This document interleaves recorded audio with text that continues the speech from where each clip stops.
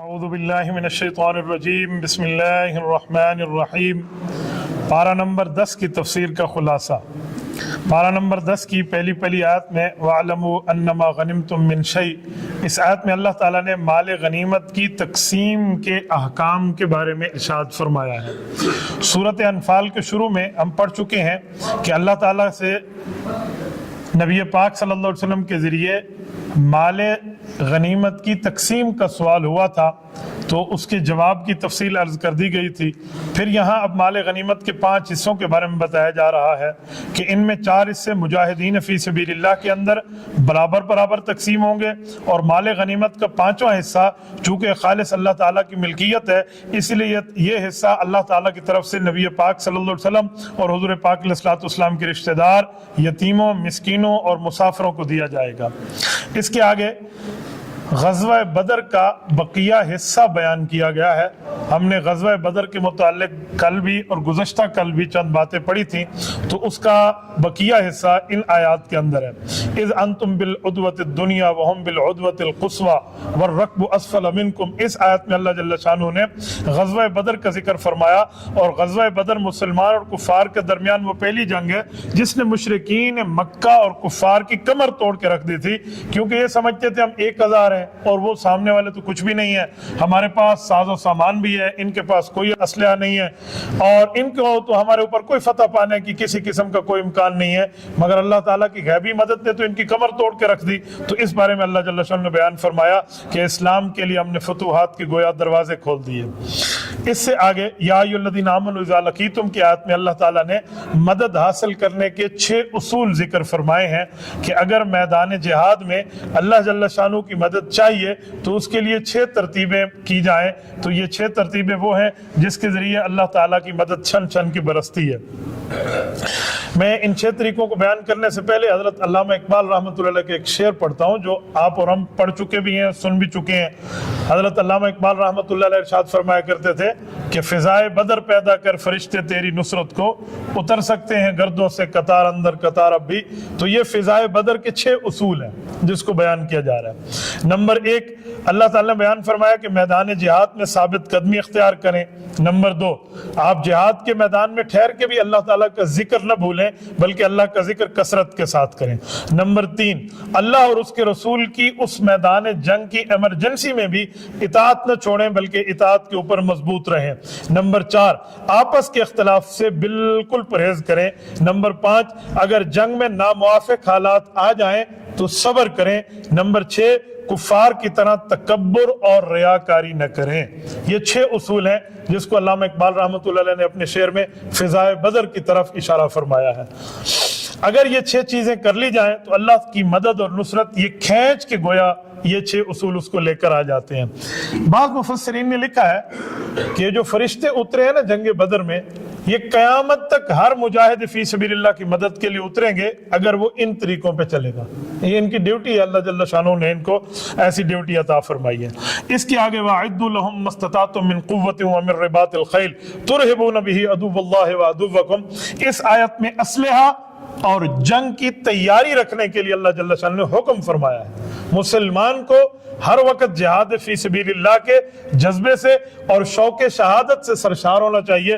تو اس آیت کے اندر پتہ چلتا ہے اللہ فرماتے ہیں وَأَعِدُّوا لَهُم مَّا اسْتَطَعْتُم مِّن قُوَّةٍ، آپ کے پاس جتنی قوت ہے، یہاں من القوہ نہیں ہے، من قوہ ہے، نکرہ ہے، کامن ناؤن ہے، پراپر نہیں ہے، معرفہ نہیں ہے، ہر طرح کی قوات اکٹھی کریں کفر کے خلاف۔ وَمِن رِّبَاطِ الْخَيْلِ، اس زمانے میں بہترین قسم کی جنگی طاقت گھوڑا ہوتی تھی، تو اللہ جل شانہ نے گھوڑے کی بات ارشاد فرمائی کہ آپ اس کو بھی اپنے پاس رکھیں۔ کیوں؟ تُرْهِبُونَ بِهِ عَدُوَّ اللَّهِ وَعَدُوَّكُمْ، اس سے تمہارے اور اللہ کے دشمن تم سے ڈریں گے۔ اللہ کے دشمن تو ڈریں گے، تمہارے دشمن کا کیا معنی ہے؟ کیا ہمارے ذاتی دشمن کی بات ہے؟ جی نہیں، جو اللہ رسول کا دشمن ہے، جب مسلمان اللہ رسول کے حق میں چلے گا تو وہ اللہ رسول کا دشمن ان کا بھی دشمن بن جائے گا۔ اس وجہ سے فرمایا کہ تمہارے دشمن اور خدا کے دشمن تم سے مرعوب ہو جائیں گے۔ ان آیت کے تحت حضرت شیخ الہند مولانا محمود حسن رحمہ اللہ نے جو فوائد عثمانی ہے جسے ہم تفسیر عثمانی کہتے ہیں، وہاں فرمایا کہ اس زمانے میں یہ گھوڑے جو ہیں یہ بہت بڑی پاور ہوتے تھے۔ آج کے زمانے میں آبدوز ہے، ٹینک ہے، توپ ہے، یہ ساری چیزیں اس کے اندر شامل ہیں۔ اس سے اگلی آیت میں ما کان لنبی ان یکون لہ اسریٰ حتی یثخن فی الارض، ان آیات کے اندر اللہ جل شانہ نے ایک پس منظر کو بیان فرمایا ہے۔ 70 کافر قتل ہوئے جنگ بدر میں، 70 کافر پکڑے گئے۔ اب جو پکڑے گئے ان کا کیا کریں؟ مختلف صحابہ کرام کی رائے آئی۔ کچھ صحابہ کرام کی تو یہ ہے جیسے حضرت عمر رضی اللہ عنہ کی تھی اور حضرت معاذ سعد بن معاذ رضی اللہ عنہ کی تھی کہ یا رسول اللہ ہمارے رشتہ دار ہمارے حوالے کر دیں، ہم ان کا سر قلم کرتے ہیں، یہ آپ کے مقابلے میں تلوار لے کر آئے ہیں تاکہ دنیا کو پیغام جائے کہ رشتہ داری بعد میں ہے اور نبوت سے محبت پہلے ہے۔ مختلف مشورے آتے رہے۔ حضرت ابوبکر صدیق رضی اللہ عنہ نے اس دوران رسول اللہ صلی اللہ علیہ وسلم کا چہرہ پڑھ رہے تھے کہ حضور علیہ السلام کی خواہش کیا ہو سکتی ہے۔ فیس ریڈنگ کرتے ہوئے حضرت ابوبکر ایک نتیجے پہ پہنچے۔ آخر میں ابوبکر نے مشورہ دیا اور وہ منظور ہو گیا۔ مشورہ کیا دیا کہ یا رسول اللہ میرا تو جی چاہتا ہے کہ ان میں جو پڑھے لکھے لوگ ہیں نا، ان کو کہیں ہمارے بندوں کو آپ سکھا دو، اگر یہ پڑھنا لکھنا سکھا دیں تو ہم وہی لکھنے میں ہمیں بڑا فائدہ ہو جائے گا، نہیں تو ان سے فدیہ لے لیں اور وہ اسلام پہ لگائیں۔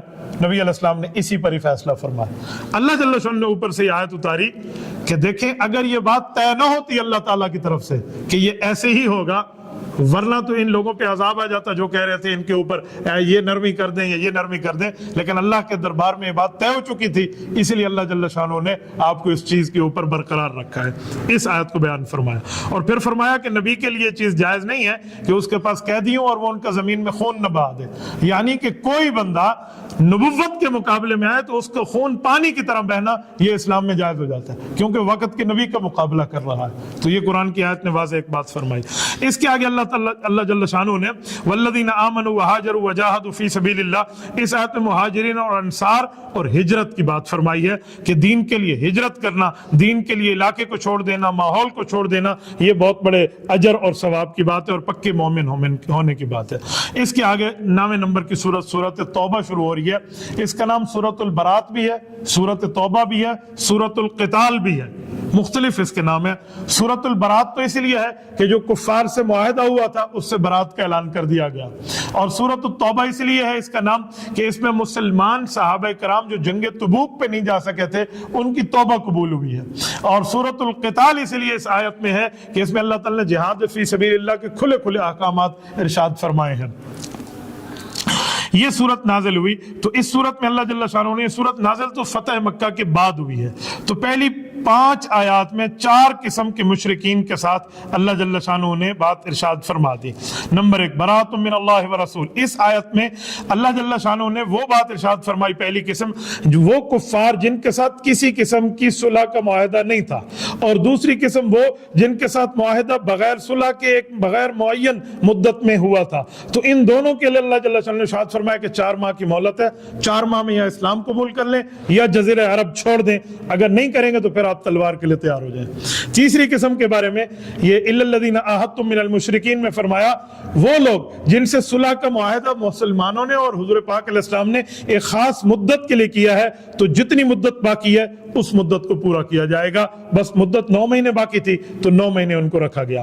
چوتھی قسم میں فَإِذَا انْسَلَخَ الْأَشْهُرُ الْحُرُمُ فَاقْتُلُوا الْمُشْرِكِينَ حَيْثُ وَجَدتُّمُوهُمْ، اس آیت میں اللہ جل شانہ نے صلح حدیبیہ میں جو کفار سے 10 سال کا معاہدہ ہوا تھا، لیکن اس میں ایک شرط تھی کہ ایک دوسرے کے خلاف کوئی خفیہ اقدام نہیں کریں گے، تو کفار نے تو کھلا اقدام کیا تھا تو صلح ٹوٹ گئی تھی، تو رب کریم نے فرمایا ان لوگوں نے نقض عہد کیا ہے، اپنا پرومس توڑا ہے، بس یہ 4 مہینے پورے ہونے دے، اور ان 4 مہینے کے بعد ہر قسم کا مورچہ ان کے خلاف لگائیں، اور یہ جہاں ملے نا وَقْعُدُوا لَهُمْ كُلَّ مَرْصَدٍ، صحابی اس کو مورچہ بنا لے اپنے لیے۔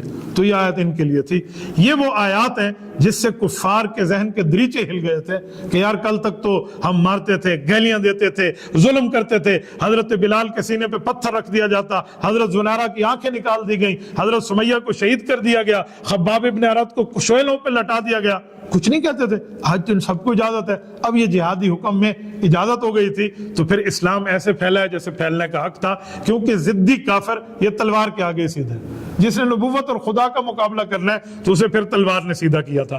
یہی بات تو صلاح الدین ایوبی رحمۃ اللہ علیہ سے کسی نے پوچھی تھی کہ اسلام تلوار سے پھیلا ہے یا اخلاق سے پھیلا ہے؟ انہوں نے فرمایا یہ دونوں باتیں اپنی جگہ ٹھیک ہیں، لیکن اتنی بات ہم جانتے ہیں کہ اسلام کی حفاظت ہمیشہ تلوار سے ہوئی ہے۔